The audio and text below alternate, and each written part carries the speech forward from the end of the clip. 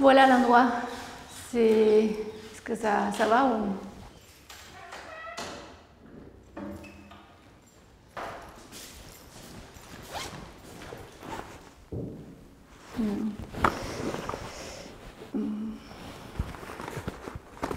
Ça, c'est des aiguilles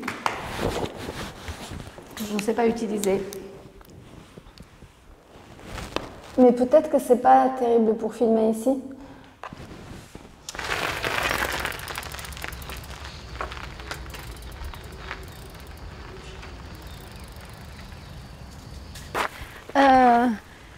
Non, peut-être pas là. Un peu par là. Quand on se balade dans une ville inconnue, enfin, on ne sait pas très bien par où regarder. Moi, je me rappelle que quand j'étais venue en France, j'étais obsédée par exemple par les trottoirs et par les trous dans les rues. Et en fait, c'est des choses qu'on ne voit pas après. Comme quand on est enfant et on est très près de la terre, on est beaucoup plus attentif à ce qui se passe autour de nos pas.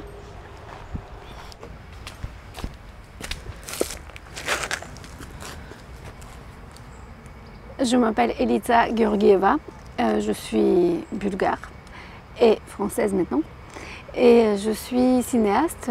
À la base, je fais des documentaires de création.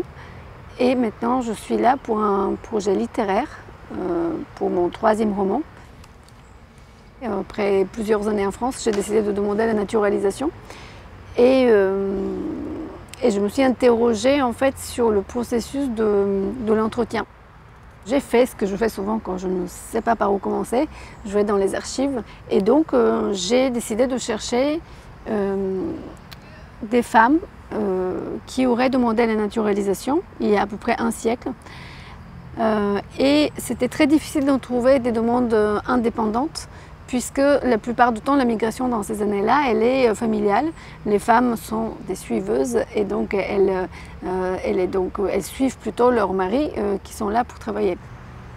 Et je me suis interrogée sur quels critères autrefois on décidait d'attribuer la naturalisation ou pas.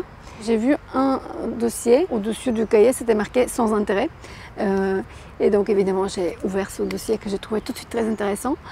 Et j'ai vu que c'était en effet une demande autonome d'une femme qui avait voulu être naturalisée et qui n'était pas mariée. Et donc c'était en fait précisément ça la raison pour laquelle on lui avait refusé la naturalisation, puisqu'elle avait 36-37 ans et donc elle était considérée comme trop vieille pour devenir mère.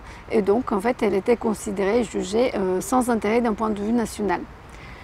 Je fais comme ça des errances et des petits fils entre l'Italie et la Bulgarie, entre la France, l'Italie et la Bulgarie.